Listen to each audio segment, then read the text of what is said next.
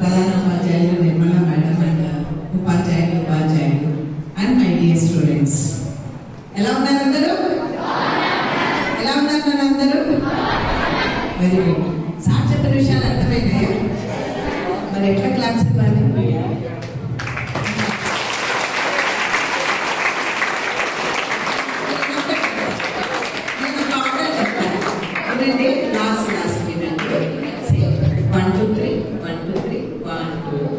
నేను ఎక్కడ చూస్తే అట్లనే స్టార్ట్ అన్నప్పుడే స్టార్ట్ చేయాలి. అందరూ ఆల్ అంటే రైట్.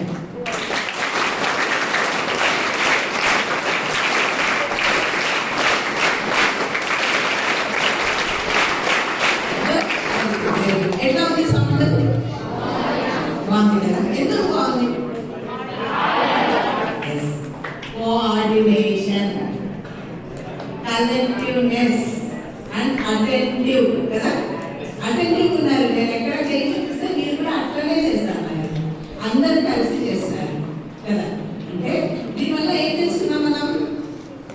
ఒక పని శ్రద్ధగా అర్థం చేసుకొని కలిసి కరెక్ట్గా చేస్తే అది ఎట్లా ఉంటుంది? అద్భుతంగా ఉంటుంది. ఎట్లుంటుంది? ఎట్లుంటుంది? మరి స్కూల్కి అందరూ కలిసి వస్తున్నాం కదా, మరి ఎట్లా ఉండాలి క్లాస్లో? అందరూ కలిసిమెలిసి ఆ పని చేస్తే మీ విద్యా ప్రయాణం ఎట్లా ఉంటుంది? అద్భుతంగా ఉంటుంది, చాలా అద్భుతంగా ఉంటుంది. మీరు ఏం చెప్తాము అంటే టాపిక్స్ ఏం లేవు, సార్ అని చెప్పేసి అన్ని టాపిక్స్ సార్ కవర్ చేసేస్తాను. చాలా ఎగ్జాంపుల్స్ చెప్తాను. అంటే మీరు మంచి అక్కడ ఇక్కడ ఇక్కడ రైట్ అంటే మీరు మంచిగా జీవితానికి సరిపడే మంచి బిర్యానీ, వెజిటబుల్ పలావ్ మీరు వండుకోవడానికి వస్తువులన్నీ సాధించేస్తారు. ఇచ్చినారా లేదా? మరి నా మాట ఏం మిగిలిందంటే నేను మంట పెడతాను. మంట పెడితే బాగా బిర్యానీ అద్భుతంగా తయారవుతుంది. ఓకే, బిర్యానీ లాస్ట్ అర్థమవుతుందా నేను చెప్పేది? వినిపిస్తుందా నాన్న? లాస్ట్ బాగు ఒకసారి చేయొద్దు నాన్న. లాస్ట్ అబ్బాయి చేయకండి. Very good, very good. అంటే నేను అక్కడికి రీచ్ అవుతున్నాను అని. రైట్. మీ ఫ్రెండ్స్ కూడా ఒకసారి కవర్ చేద్దాను. మీ ఫ్రెండ్స్ కూడా ఒకసారి కవర్ చేద్దాను. ఇప్పుడు నేను చిన్న పేపర్ పెట్టి తెచ్చుకున్నారా? ఇప్పుడు పచ్చడి చెప్తున్నా వింటున్నా. మరి ఎప్పుడైనా క్లాస్ వచ్చేటప్పుడు ఏం తెచ్చుకుంటారు? సార్ వాళ్ళకి చాలా పనులు ఉంటాయి. ఇలా ఒక ప్రోగ్రామ్ డిజైన్ చేసుకోవాలంటే చాలా పనులు మారుతున్నారు. రైట్. సో సెకండ్ లెసన్ ఏంటి? నెక్స్ట్ టైం మనము ఏ క్లాస్ అయినా వస్తున్నాము, గొప్ప గొప్ప వాళ్ళు మనకి విషయాలు చెప్పడానికి వస్తున్నారు అంటే మనం దేంతో రావాలి?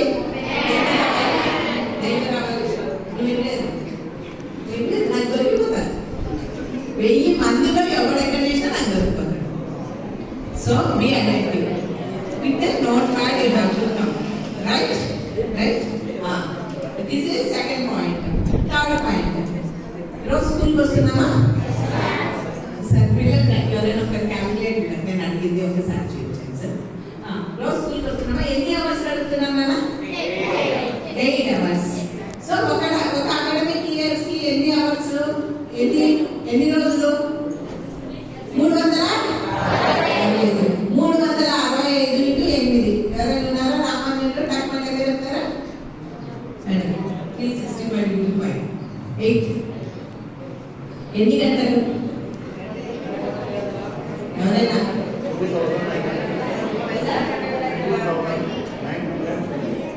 2920. 8,000 గంటలు కదా ఒక సంవత్సరంలో. అంటే నువ్వు నిద్రపోయేది, నువ్వు పడుకునేది, ఆడుకునేది ఇవన్నీ కాక ఓన్లీ యాక్టివ్ పీరియడ్ స్కూల్లో ఉండేది. మేడం హాలిడేస్ ఉన్నాయి కదా, మిమ్మల్ని ఎందుకు ట్రైన్ చేస్తున్నామంటే ఆ టైంని హోంవర్క్ చేయడానికి, ఇక్కడ చెప్పింది నేర్చుకోవడానికి వినియోగించుకోవాలి. ఎంతమంది చేస్తున్నారు చెప్పండి? హాలిడేస్ స్కూల్లో 8 అవర్స్. షాబాష్ షాబాష్. ధైర్యంగా నిజమో కాదో తెలియదు కానీ ధైర్యంగా చేతులు ఎత్తున్నాడు.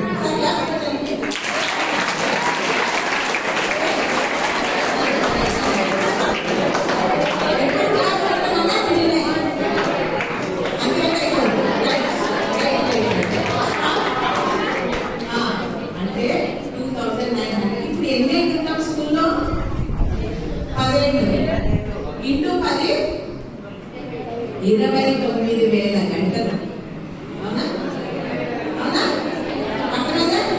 అంటే 29,000 గంటలని మీ జీవితంలో మీరు గడిపి ఏం నేర్చుకున్నాం? ధైర్యంగా చెప్పండి.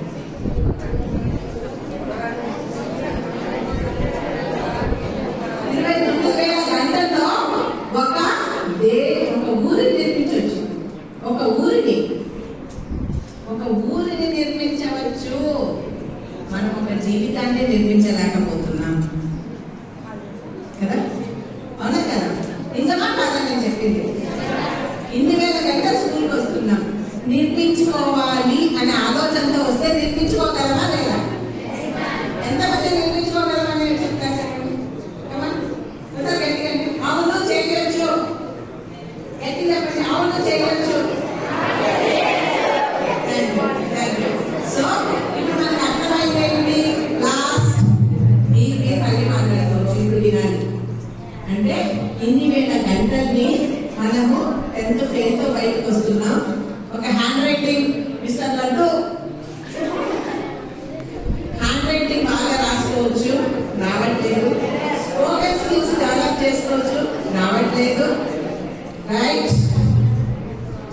కమ్యూనికేషన్ స్కిల్స్ రావడం లేదు. మేడం ఇంగ్లీష్లోనే మాట్లాడుతున్నారు. నేను ఎందుకు తెలుగులో మాట్లాడుతున్నాను అంటే బాగా మెదడులో గుండెలో కూర్చొని మీ శరీరంలో అను సార్ ఇంగ్లీష్లో లెక్చర్ చెప్తే కొన్ని గంటలు చెప్తారు. ఆయన కూడా మీకు తెలుగులోనే మాట్లాడినారు. ఎందుకు?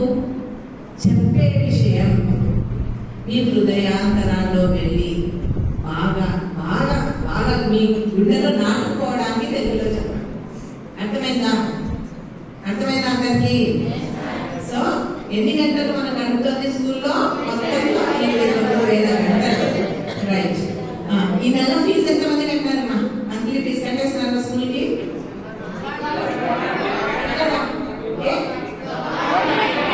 ఫ్రీ. స్కూల్ ఫీజు లేదు. యూనిఫామ్ గవర్నమెంట్ ఇచ్చింది. బుక్స్ అన్ని ఓకే. ఫుడ్ క్యారెట్ తెచ్చినారు అందరూ. నేను ఇంకా డిస్కౌంట్ చేస్తాను.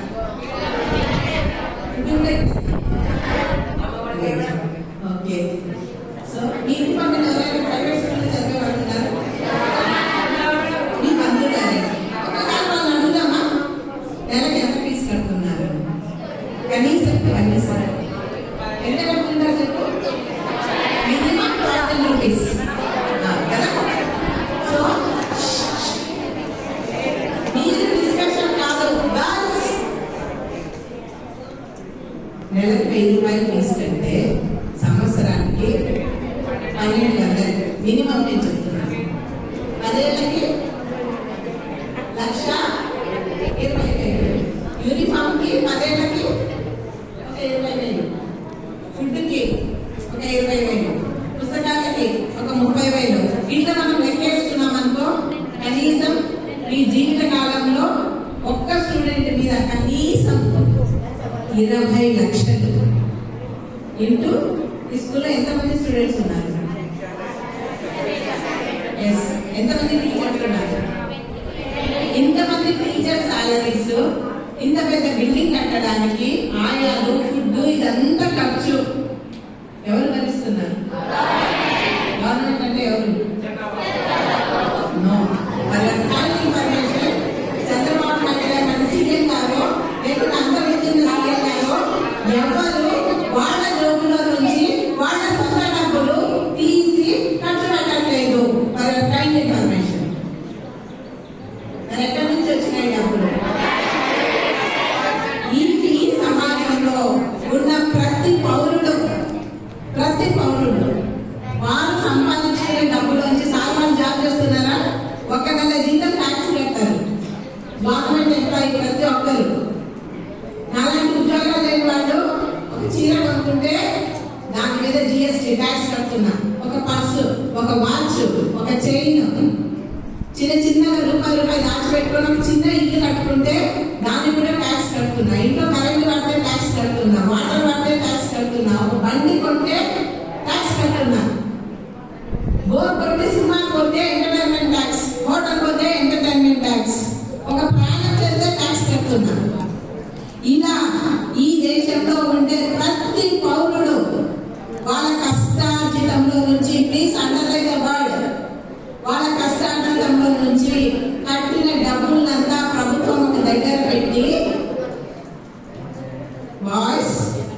I send you out. ఆ కష్టార్జితం అంతా ఒక దగ్గర పెట్టి ట్యాక్స్ రూపంలో కలెక్ట్ చేసిన అమౌంట్ రాష్ట్రాలు దేశము నడవడానికి కొంచెం కావాలి. మిగతాది సంక్షేమ పథకం. ఏంటి చెప్పండి? అంటే ఒక పేదవాడు, మీ అమ్మ నాన్నలో ఎంతమంది డిగ్రీ చదివినారు చెప్పండి? Very yes. చాలా మంది చదువుకొని తల్లిదండ్రులు ఉంటారు, కూలి చేసే వాళ్ళు ఉంటారు, పిల్లల చదువు కోసం డబ్బు ఖర్చు పెట్టలేని వాళ్ళు ఉంటారు. పేదవాడి కొడుకు, పేదవాడి కూతురు పేదవాడిగానే ఉండకూడదు అని ప్రభుత్వం సంక్షేమ పథకాల కింద పాఠశాలలు కట్టించి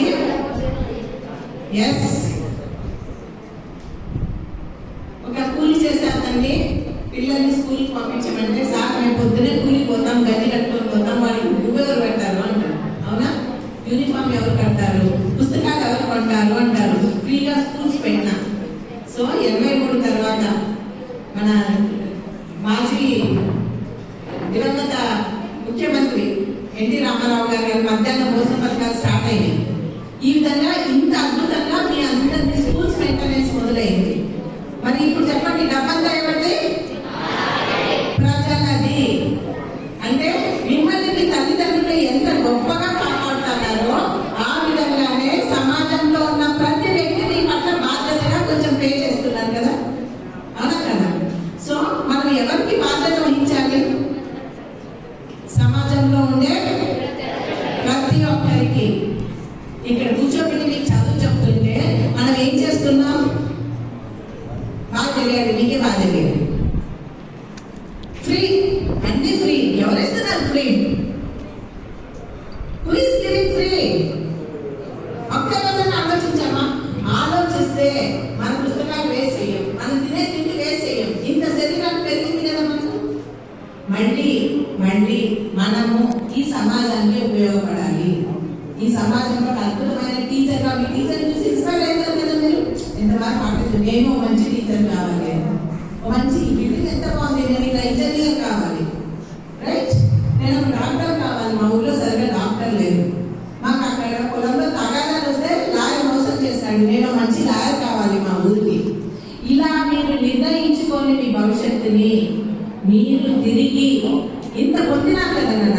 ఎవరైనా చిన్న మెసేజ్ థ్యాంక్స్ అని చెప్తాం. మన జీవితాన్ని వెలుగొందడానికే మన సమాజం కృషి చేసింది. మరి అప్పుడు ఏం చేయాలి? మనం తిరిగి సమాజానికి ఇచ్చేయాలి కదా. లేకపోతే ఏమైతాం?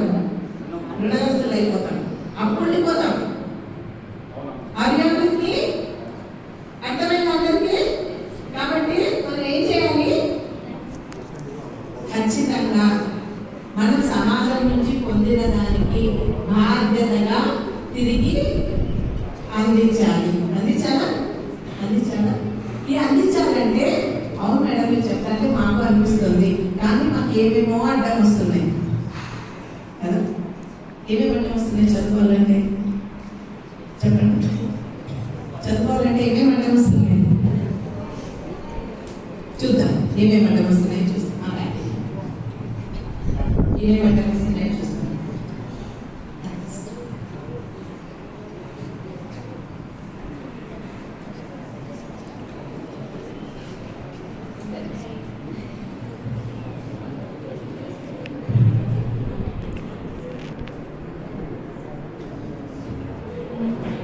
ఏమేమి వస్తున్నాయి చెప్పండి. ఎవరైనా మీరు చెప్పండి, నేను మాట్లాడతాను. చెప్పండి.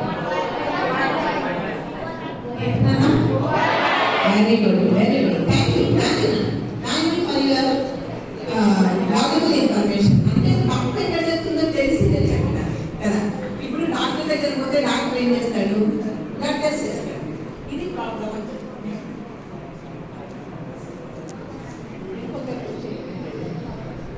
సో జరుగుతుంది కదా, దాని నుంచి ప్రాబ్లం అవుతుంది కదా.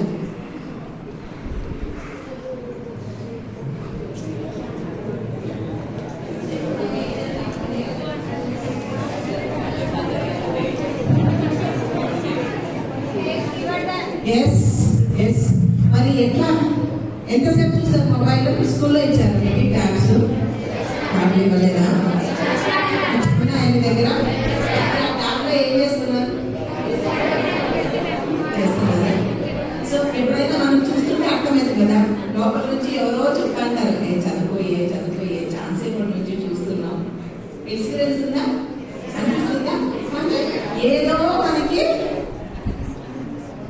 పక్కన పెట్టేస్తాంటాం. ఎప్పుడు ఎవరైతే లోపల బయట టీచర్ బయట పేరెంట్ లాగా లోపల కూడా మనకు ఒక మంచి మనిషి ఉంటాడు.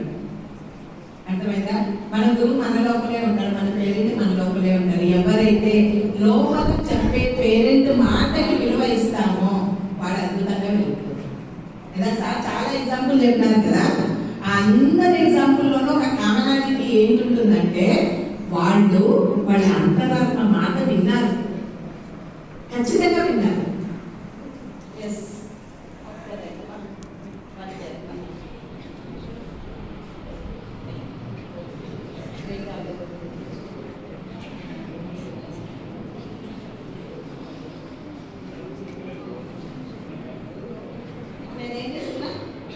ఏం చేస్తున్నా ఇప్పుడు అదే వస్తే కొంచెం మాత్రం ఎందుకు పగబోతున్నారు? కొంచెం పెట్టించుకోండి. ఏమైతుంది? ఇంకా వాయిస్తే ఎంతసేపు అవుతుందమ్మా? ఒక్కసారే కదా మళ్ళీ పోతుంది కదా. ఆయింట్మెంట్ రాసుకుంటే ఒక చిన్న గాయం పడుతుంది అంటేనే చిన్న ఏది మాకు మీరు ఒకసారి ఎప్పుడన్నా వేస్తాం కదా, పూలు వేస్తామని అట్లా అంటాను ఒకసారి. రండి ప్లీజ్, ఎవరు ధైర్యవంతున్నారు? ఎందుకు దీనికి ఇంత భయపడుతున్నారు?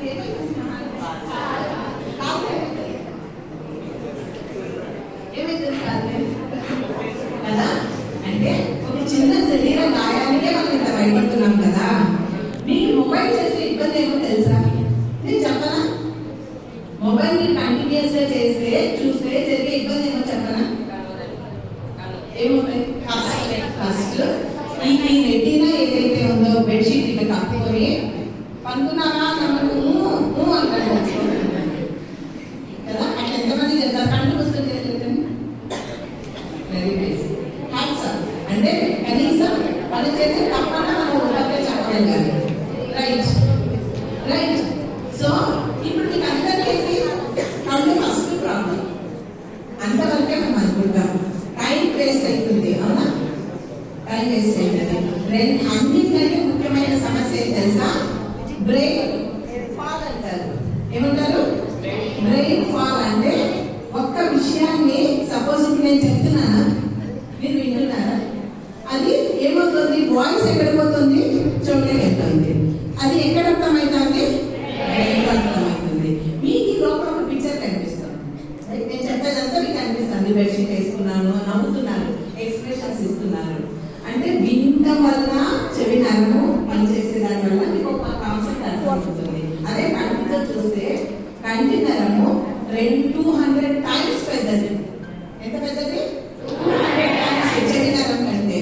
అంటే చూసినది మీ బ్రెయిన్ లో సబ్ కాన్షియస్నెస్ లో అలాగే కూర్చుండిపోతుంది. ఒక రీల్స్ చూస్తున్నాం ఇప్పుడు అంటే ఎంత 30 సెకండ్స్ వస్తాయి. ఒకటి చూస్తేనే టిల్లుగాడు వస్తాడు. ఇప్పుడు టిల్లుగాడు చిన్న పిల్లలు వస్తాడు, అది వాళ్ళు చూస్తున్నారు, వేరే కొద్ది వస్తున్నాయి కదా. మళ్ళీ ఇంకోటి ఇట్లా వస్తూనే ఉంటున్నాయి. అది ప్రాసెస్ చేసుకోలేక నీ బ్రెయిన్ లో ఏమవుతుంది తెలుసా? ఒక చిన్నది చూస్తే ఒక నవ్వు వస్తుంది మనకి, డోపమైన్ అని ఒక బ్రెయిన్ కెమికల్ రిలీజ్ అవుతుంది. ఆ ఆనందం కాసేపు ఉంటుంది. ఎస్ బాయ్స్, అది కంటిన్యూస్ గా రావడం వల్ల ఆనందం జీవితంలో చిన్న చిన్న వాటికి ఆనందించడం అనేది మీకు తెలియకుండా పోతుంది. You are losing that. మేము చిన్నప్పుడు టీవీలో చిత్రాలు అంటే వచ్చేది. మాకు ఇష్టమైన పాట వారంలో ఒక రోజు వచ్చినా వారం వరకు ఆనందం ఉండేది మాకు. ఎస్, 2 పండుగలకే పట్టలు, ఉగాదికి దసరాకి. ఎంత ఇంకా ఆ సంవత్సరం అంతా కొత్తగా ఎక్కడ ఫంక్షన్ జరిగినా ఏదో పెళ్లి జరిగినా ఆ జాగ్రత్తగా రాసుకుని వేసుకుంటాడు. సండే ఒక్కరోజు చికెన్, మళ్ళీ వారం వరకు మాకు తృప్తి ఉండేది. ఇప్పుడు మీకు ఆనందం అనేది, నిజమైన ఆనందం అనేది తెలియకుండా పోతుంది. Mind fog, you are all getting mind fog. అందుకే మిమ్మల్ని ఏదో చెయ్యాలి అని మిమ్మల్ని మీ శరీరం ప్రేరేపిస్తాం. మీకే అర్థం కావట్లేదు. Understand the psychology. స్కూల్లో టీచర్ చెప్తే వినాం. మా స్కూల్లో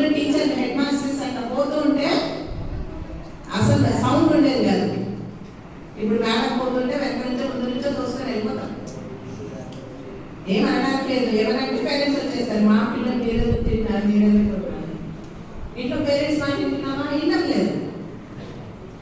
సో మీకు ఎవరు చెప్పాలి?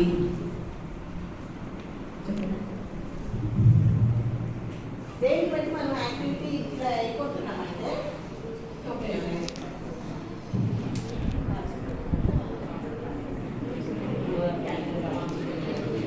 సో ఏం జరుగుతుంది అంటే we are getting motivated.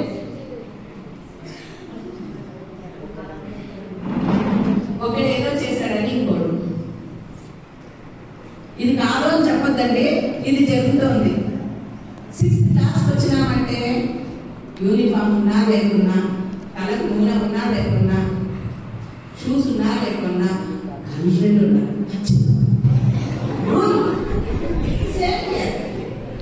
Same year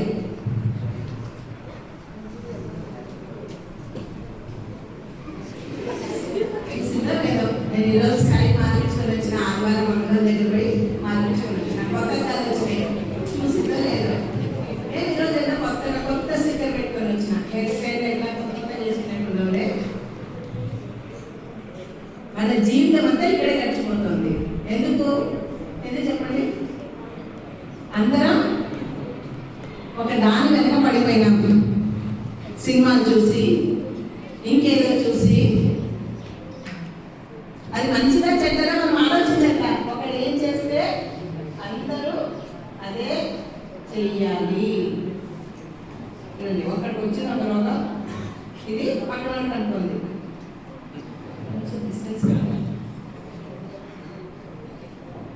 ఇదే పక్కన ఉన్నాయనుకో, ఒకదాని నుంచి ఒకటి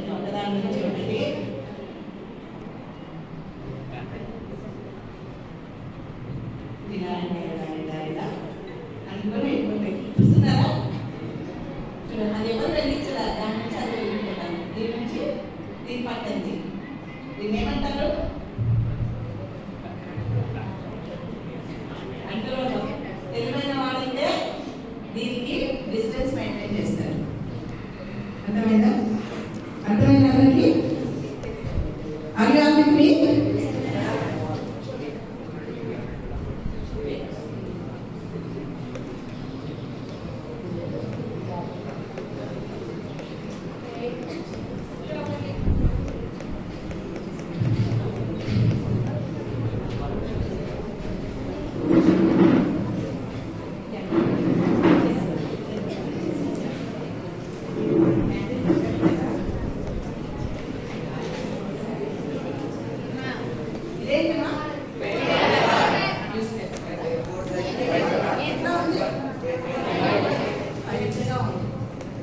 అంటే ఈ వయసులో మీరందరూ ఇట్లాగే ఉంటారు, డెలికేట్గా ఉంటారు. ఏం కావాలన్నది మీకు సరిగా అర్థం కాదు జీవితంలో. కాబట్టి మనం ఏం చేస్తాము? సినిమాలు ఏం చూస్తే అదే నిజం అనుకుంటాము కదా. పక్కనోడు ఏం చేస్తే అదే కరెక్ట్ అనుకుంటాము. పక్కనోడుకు మీరిద్దరు ఎవరైనా ఇద్దరు బెస్ట్ ఫ్రెండ్స్ వస్తారా నా దగ్గరికి? మా ఇద్దరు ఫేస్లో ఇద్దరు ఫ్రెండ్స్ అమ్మాయి ఏం చేయలేదు, మాట్లాడలేదు. 2 ఫ్రెండ్స్ అసలు ఫ్రెండ్సే కదా. ఎస్ ఎస్ ఇంకొక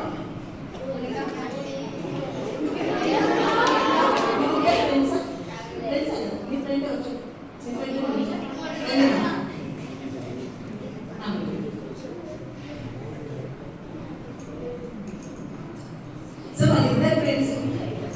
ఆమె చూడు ఏమనుకుంటాము? నువ్వు ఏం తింటే నేను అంతే, నువ్వు డాక్టరా నేను డాక్టర్, నువ్వు యాక్టరా నేను యాక్టర్. మనం ఎప్పుడు పక్కన ఫ్రెండ్స్ మీద ఎక్కువ డిపెండ్ అవుతాం కదా, ఎక్కువ డిపెండ్ అవుతాం. అయితే ఏం చేయాలంటే అది చేయాలనుకుంటాం.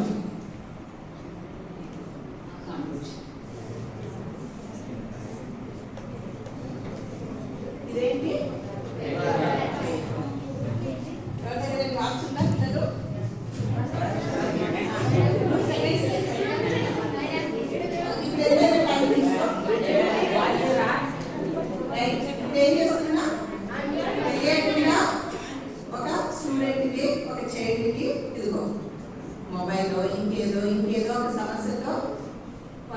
ఇబ్బంది పడుతున్నాడు, వెంటనే ఏమైనా వాడు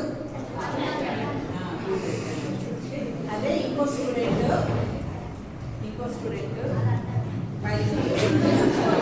ఇంట్లో పేరెంట్స్ చెప్పేది వింటున్నాడు, టీచర్స్ చెప్పేది వింటున్నాడు, వాడికి ఒక సపోర్ట్ ఏమిటి అంటే మోరల్ వాల్యూస్ అంటారా, అంటే నేను ఏమైనా చేస్తాను, నేను ఎవరి మాట వినాలనే వాడు ఎన్ని సెకండ్స్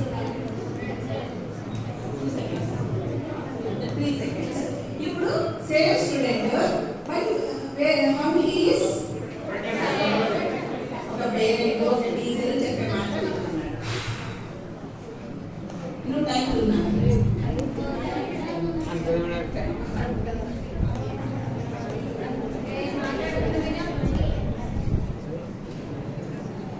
ఎన్ని సెకండ్స్ అయిందా 4 seconds అయిందా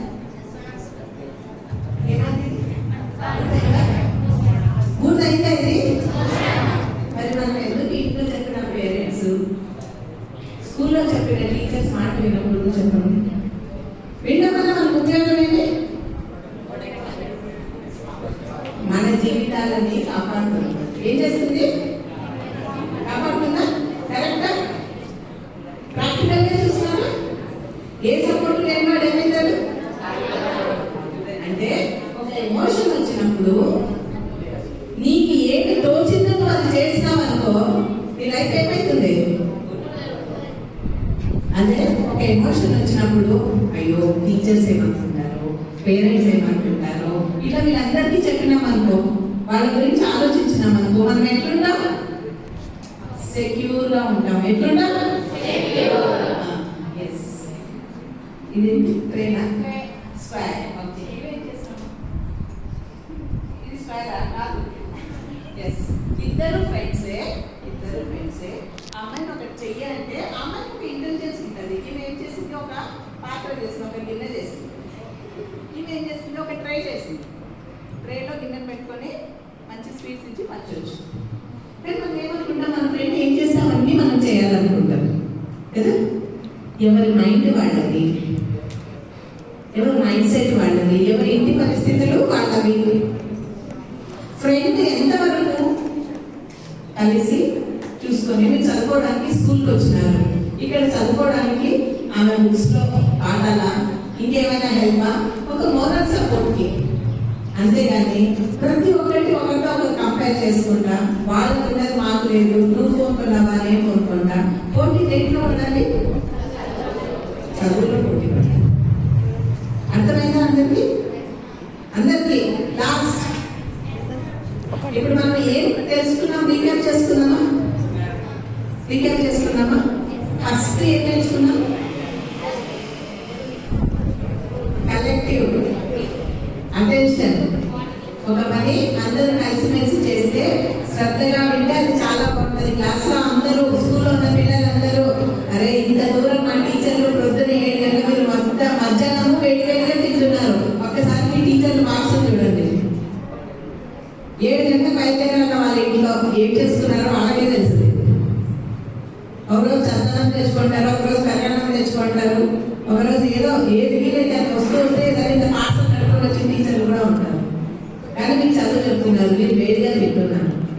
give some respect to your teachers, right? ఇంట్లో పేరెంట్స్కి ఇన్ని ఫెసిలిటీస్ మనకి ఎట్లా వచ్చినాయో అర్థం చేసుకోండి. అవి దాన్ని అండర్స్టాండ్ తీసుకొని మీరు అద్భుతంగా చదివినారనుకో, ఇన్ని కోట్లు ఒక స్కూల్ మెయింటైన్ చేయాలంటే 2-3 కోట్లు అవుతుంది. ఒక స్కూల్ ఇంత ఖర్చు మీ మీద పెడుతున్నందుకు ఖచ్చితంగా ప్రభుత్వానికి, సమాజానికి మీరు తిరిగి ఇచ్చిన వాళ్ళు అవుతారు, మీ టీచర్స్ కూడా.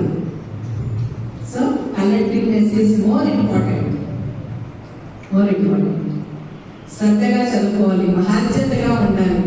మన మనసుకి ఏం తోచితే అది చేస్తే జీవితాలు ఇలాగే ఖాళీ ఉండేది. పక్కన ఏం చేస్తున్నారు దాన్ని ఇమిటేట్ చేస్తూ పోతే మనం కూడా పక్కనే కాలిపోతాం. వితిన్ రా పక్కకు వచ్చేసే, మీరు సేఫ్గా ఉంటారు. అర్థమైందా అందరికీ? అర్థమైంది కదా? సో ఈరోజు నుంచి మనం ఏం చేస్తాం? ఈరోజు డైలీ ఎంత? 15 జూలై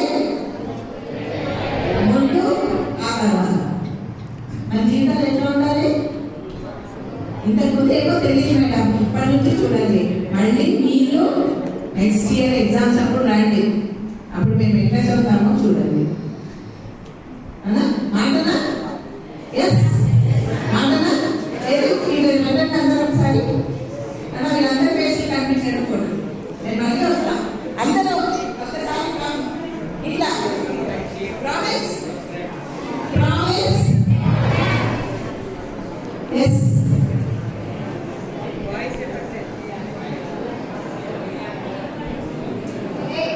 నేను జూమ్ చేసుకొని చూస్తాను మీ అందరి ఫేస్లు, మీ అందరి మార్క్స్ మేడం తెప్పించుకొని చూస్తాను. నేను ఆట మీద లేపడాలి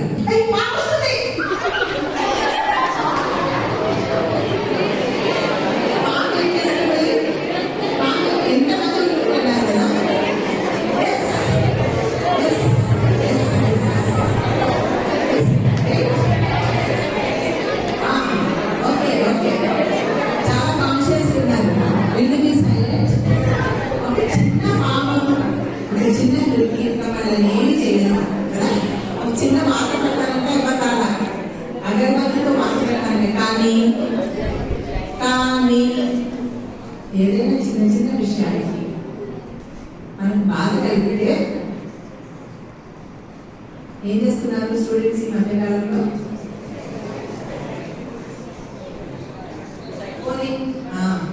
రైట్, మీరు ఒక 10 జంతువుల పేరు చెప్తారా? చెప్పండి. కుక్క,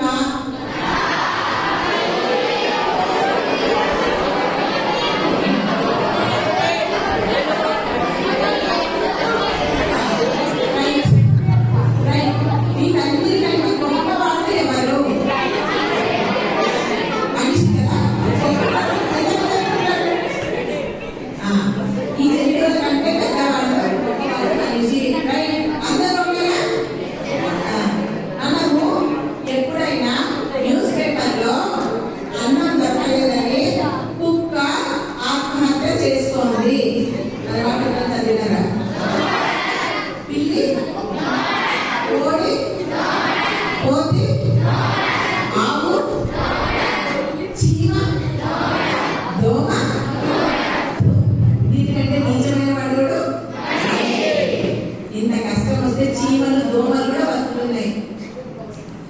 కానీ మనిషి అనేవాడు ఎంత నీచం కదా! ఇంత అద్భుతమైన జీవితం, మాట్లాడగలం, ఆలోచించగలం, నడవగలం, ఒక దేశాన్ని నిర్మించగలం, ఒక సమాజాన్ని నిర్మించగలం, ఏమైనా చేయగలం. మనము కొంత బాధ కలిగితే తప్పు కదా? ఎంతమంది తప్పంటారు చెప్పండి? అంతేనా? ఏది ధైర్యంగా ఇది తప్పు మేడం, ఆత్మహత్యలు తప్పు అని చెప్తాను. కరెక్టా? మరి అందరూ చేతులు ఎక్కలేదు. ఒకసారి చేతులు ఆత్మహత్యలు తప్పు అని చేతులు ఎక్కండి. ఎక్కడ ఏమన్నా ధైర్యంగా. సో ఉన్న దగ్గరే ఒకసారి అక్కడ చేతులు చేర్చండి.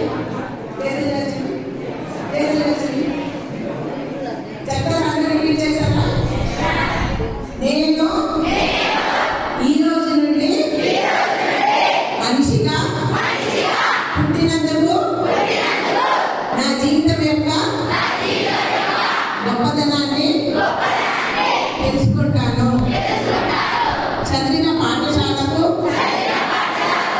విద్యకు గుర్తింపు వచ్చేలాగా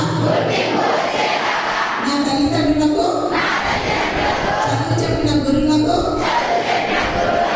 సమాజానికి మంచి పేరు తెచ్చేలాగా కృషి చేస్తాను. ఇది నా మాట అని ప్రమాణం చేస్తున్నాను. ఎస్, అందరూ అందరూ ఈ ప్రమాణాన్ని మర్చిపోతారు.